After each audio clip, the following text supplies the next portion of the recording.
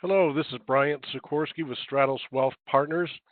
I'm an independent financial planner and wealth advisor, and I typically help individuals and small businesses make good decisions with their money. I think many of us think of financial advisors solely in the context of buying stocks or bonds or maybe some insurance. But I know a great component of what I do is to interact with clients and understand what money means to them in their life, either individually or collectively as a family.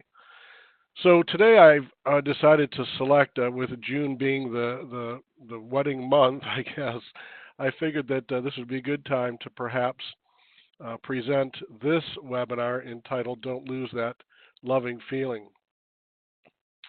In this webinar, I'm going to consider four topics: current research on marriage and money, communication styles and blending those differences, shared beliefs and values, and the concept of financial agreements.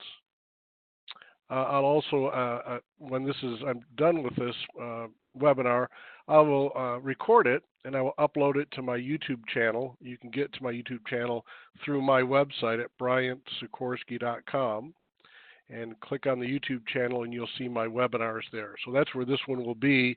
And I will upload and attach to it the worksheets that go along with this exercise. So you and your spouse can, or you and your couple or significant other can go through it together.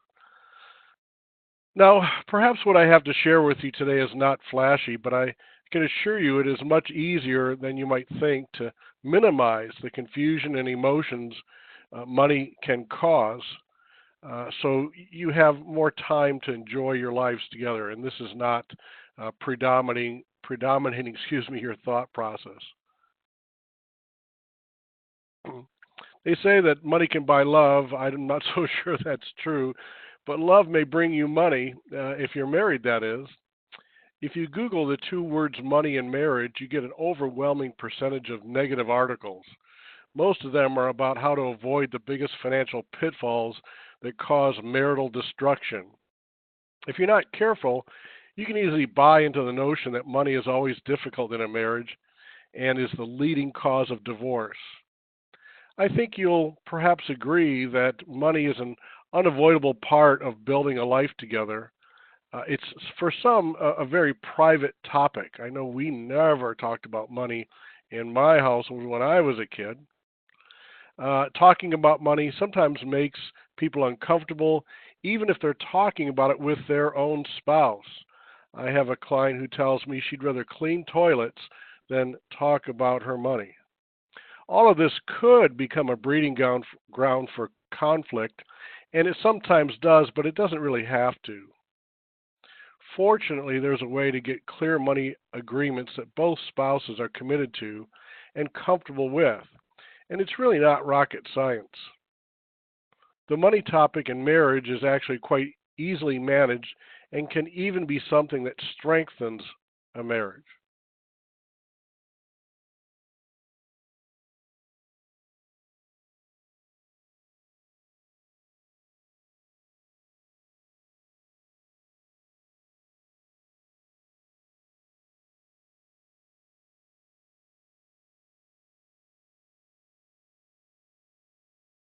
We know couples don't always agree when it comes to money, but we were surprised how many missed the mark on the question of their partner's salary.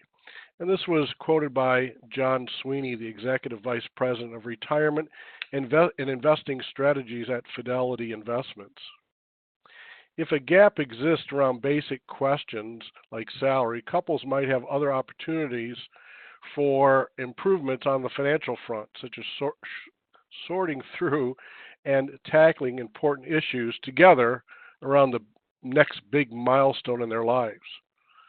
How and when to spend retirement and later in life issues involving health care and estate planning.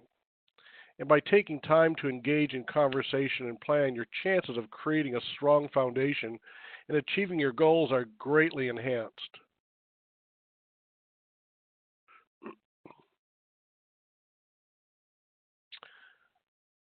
Now, American couples worry more and plan less.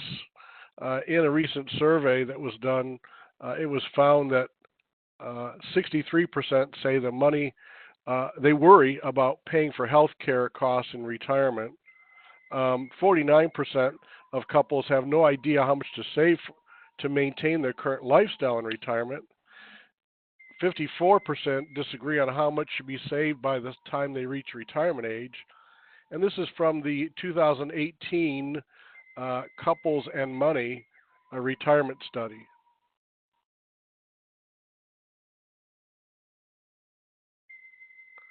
So it's pretty clear that money or communication about money can be problematic in a marriage. But what about the good news?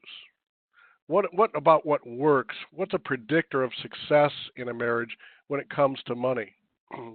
Well, it's like that therapist would say, open and respectful communication is a key, and it also helps to have shared beliefs and values. Opposites may attract, but when it comes to opposite beliefs and values, there could be real trouble ahead.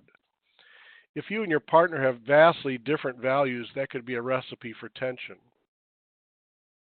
It wouldn't be a surprise, it wouldn't be a surprise that money and marriage uh, need to work, and then there should be an agreement between the couples. So, communication is the key that opens many locked doors in a marriage. And agreements, policy systems, they all come out of a positive, open, and calm communication. Once the doors are open, compromise becomes possible. And once compromise and mutually comfortable agreement are possible, the marriage can be on the road to success. So let's delve a little bit deeper into what good communication looks like. So we'll start with communication in your marriage, and I emphasize your marriage. The question refers to talking one-on-one about any topic, not just money. How much time do you and your spouse spend talking each day? One study found that the average was 5 minutes per day. Oh my gosh. So if couples don't spend much time talking to each other about anything, it makes sense they would naturally avoid difficult topics like money unless it's really necessary. And by then, the situation is usually emotionally charged and very urgent.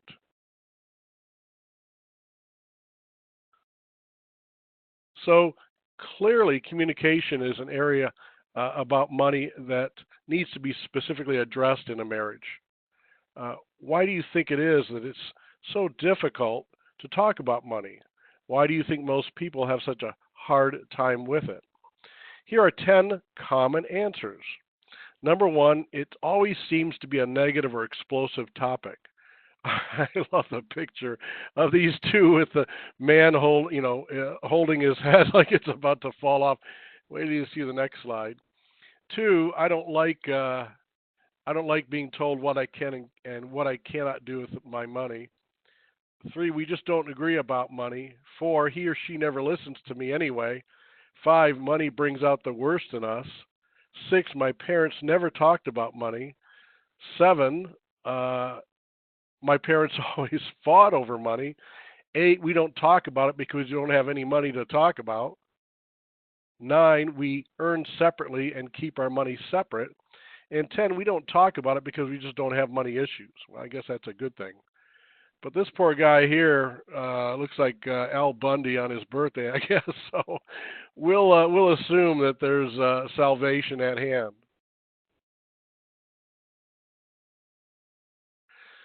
So here's one that we financial advisors hear often, and though it sounds like it must be a joke, it's not. When asked why talking about money is so difficult, we usually get one of the 10 common answers. But when you peel away the anger or frustration that comes from the answer, what you begin to understand and what many people finally admit is they simply don't know how to talk about money. So we could do the head hold and the eye roll here as this slide shows us. And that's great because, as they say, admitting you have a problem is the first step towards solving it. The next step is to figure out how your own and your spouse's communication style. Fortunately, we have a tool for that. And it's because it's not as easy as you might think to get a clear understanding of even your own communication style, let alone your spouse's.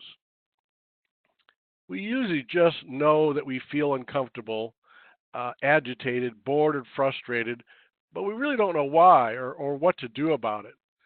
In addition, we all have both hardwired and learned communication tendencies and preferences. When we're stressed, our socialized communication style can disappear, leaving the hardwired tendencies to rule the moment. And that may or may not be good. Like beliefs and values about money, it's extra challenging in a marriage when communication styles don't match up well. The upside is that you can do something about it. So if you and your spouse have the same communication style, more power to you. But if you don't, there's a lot that can be done. The first order of business is bridge building. You want to build a communication bridge between your differences without making either one of you right or wrong. I repeat, without making either one of you right or wrong. We each have preferred communication styles, which we'll get to in a moment. But on a more general level, we each have a socialized style, which is what we use to accommodate other people's styles, and we each have a hardwired style. As you might imagine, the hardwired style is a set of old patterns and behaviors we revert to when we're pressured, stressed, or confused. So let's take a look at how bridge building works with two people who could very well have very different socialized and hardwired styles. If spouses have different hardwired communication styles, it can go quite smoothly when there's no conflict, pressure, or frustration in the home. However, when stress starts to build, the differences in style can collide and make communication difficult. What should you do if that's the case? The answer is what to do is more straightforward than you might think. First, discover your own communication. Fortunately, we have a tool for that, which we'll look at in just a moment. Next, discover your spouse's preferences. Finally, build a bridge to accommodate and connect your different styles, especially when you talk about money. So let me walk you through these steps while we're here together. The handouts I will give you at the end include a worksheet for you to use it at home with you and your spouse. So let's figure out your communication style and that of your spouse.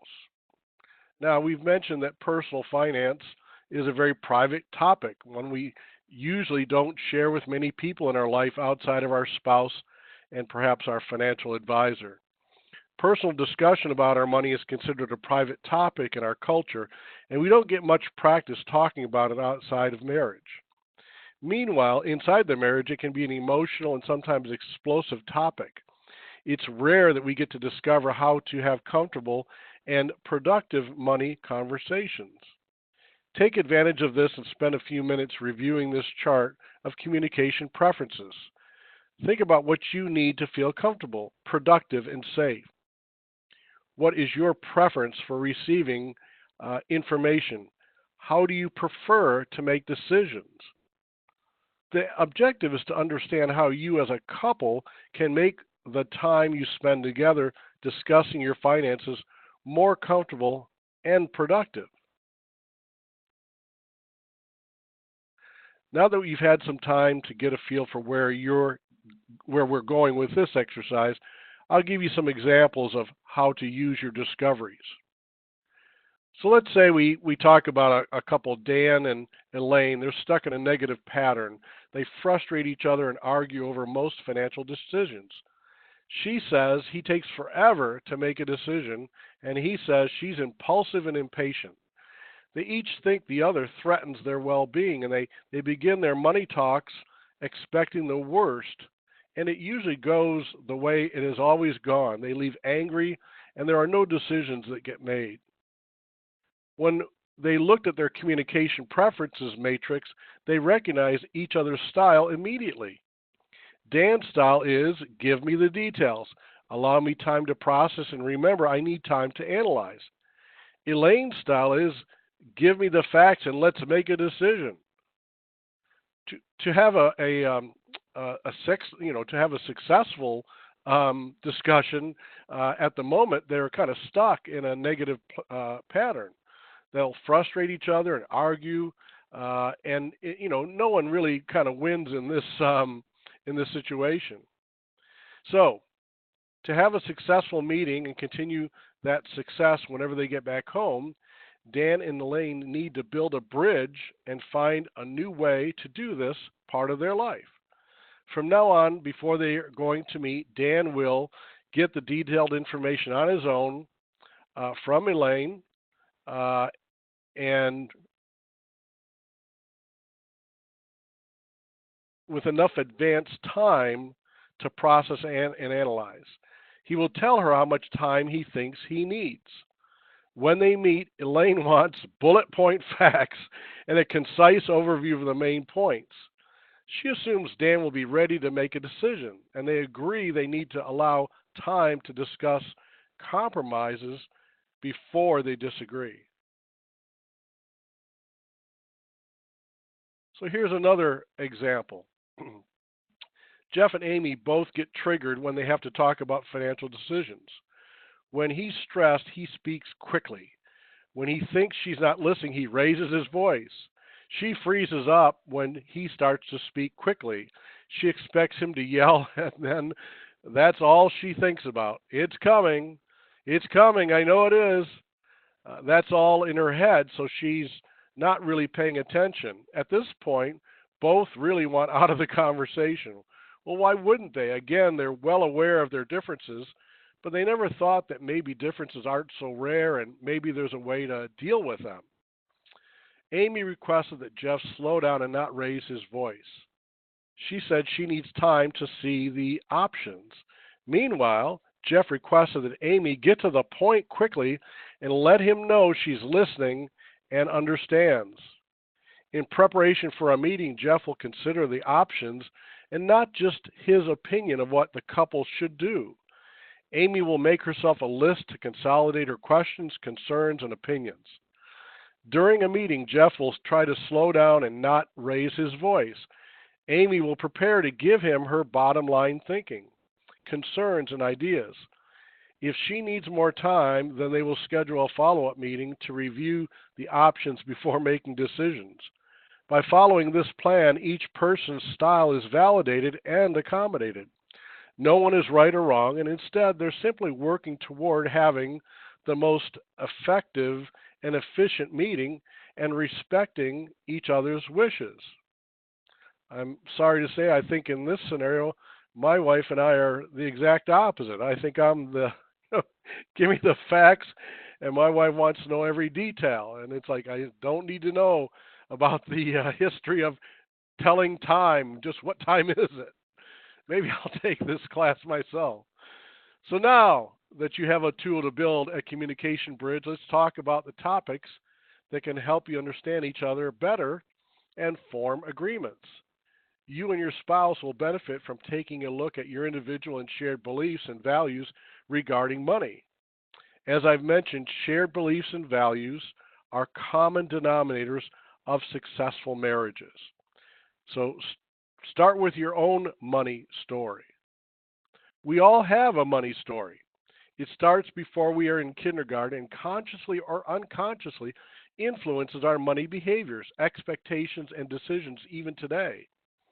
It's formed by direct and indirect messages you've received from your family, friends, relatives, and the community.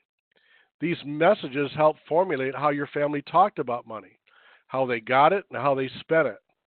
What was your family's money story? How did your family talk about money, spend money? Where did the money come from?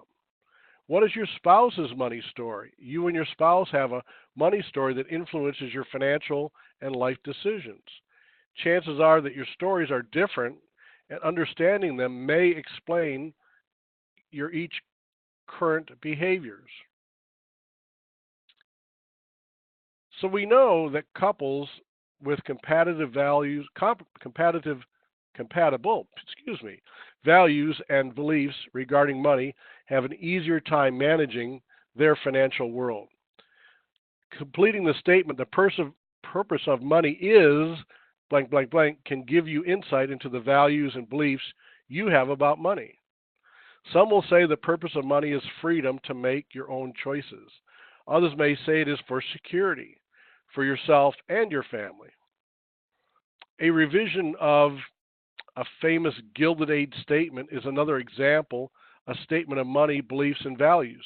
The purpose of money, the purpose of business is to make money, and the purpose of money is to do good. So take a few minutes to take a first swing at completing the purpose of money statement.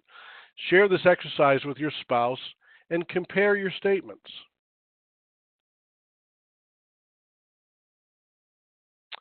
Beliefs and values show up in the four main areas of money management: spending, saving, investing, and sharing.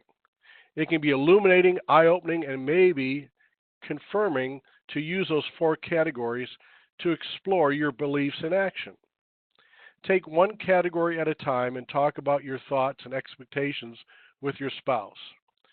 Don't be surprised if you find areas of disagreement. It's normal and usually fairly easy to work through. Couples rarely think about doing this type of exercise, so surprises are likely to prop up. If you find this exercise helpful, as many others have, it might be helpful to go into depth with one topic a week.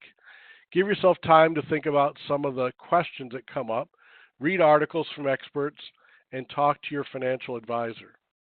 The questions shown here are samples. You'll have your own questions right now and probably new ones over time. Life is anything but static, as we all know.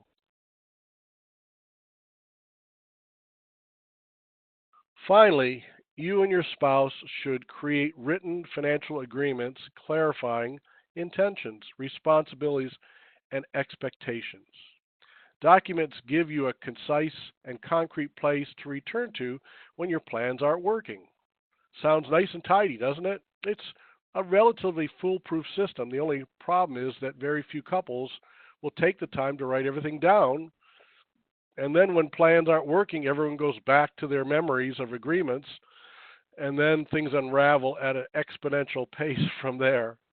The lesson to be learned is write down your intentions, responsibilities, and expectations. It might take some time now, but it'll save you time spent arguing later. Also, when you have things written down, it actually decreases the time it takes for you to make decisions. Psychologists use the term decision fatigue for what happens to us as the day goes on. Apparently, we have a finite amount of willpower to make good decisions throughout the day. By the time we hit mid-morning, our willpower is running low, and we begin to experience mental fatigue or decision fatigue. Once we eat lunch, we replenish and we recover. But the afternoon zaps us again. We eat dinner and recover. But then we have physical fatigue from the day and never really get back to the decision-making abilities we once had in the morning. But if we have a written agreement of the types of decisions we'll make, decision fatigue, even if we have it, becomes a non-issue. And developing systems and agreements that are easy to follow and automated as much as possible take a lot of the decision out of the problem.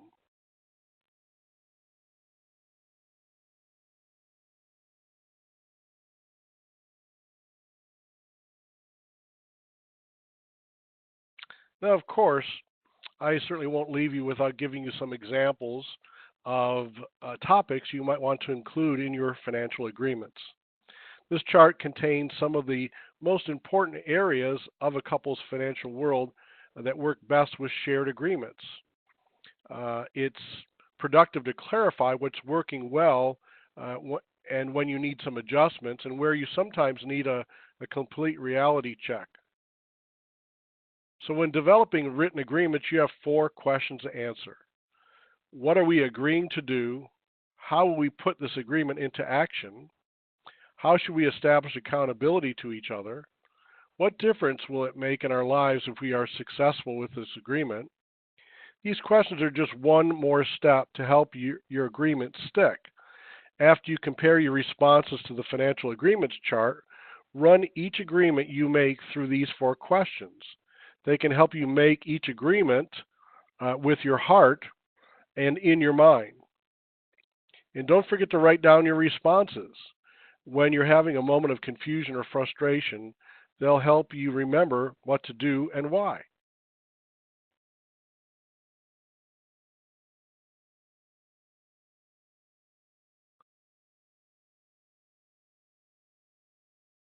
Remember that when romance happens, financial lives get connected.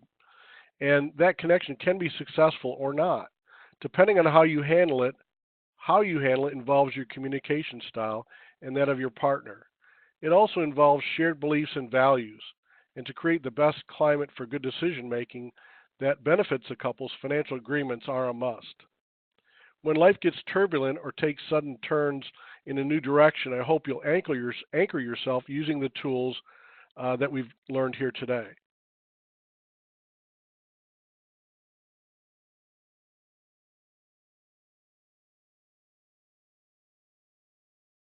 And that includes our communication style, our shared values, financial agreements.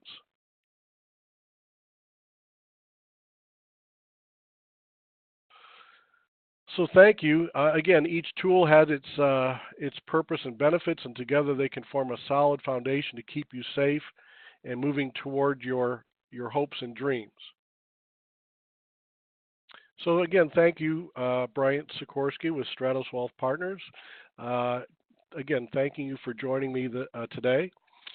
This is my website at bryantsikorsky.com, and I did mention that from here you can, in the upper right-hand corner, click on YouTube, which will take you to my YouTube channel, and there you will be able to see both this and any other webinars that I have uploaded over the last couple of years. So again, thank you for joining me, and I hope you have a great rest of your day.